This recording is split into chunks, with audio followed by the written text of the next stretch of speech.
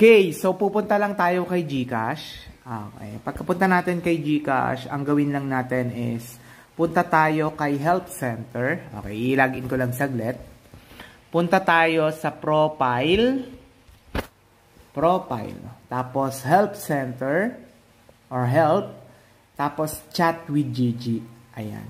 Pag Chat with Gigi, normally ang sasagot sa inyo dito is the Autobot, which is kung ano yung frequently asked question, yun lang yung isasagot. Hindi mismong agent yung sasagot sa inyo. So, ibig sabihin, hindi specific yung pagsagot nila. Ibig sabihin, general pa din. So, ang gawin mo pag ganyan, i-type nyo na agad, chat with agent. Ganyan yung ginagawa ko. Okay? Pagkapindot nyo ng chat with agent, ang mangyayari dyan is, submit a ticket. Pag sasubmitin kayo ng ticket, then, diyan kayo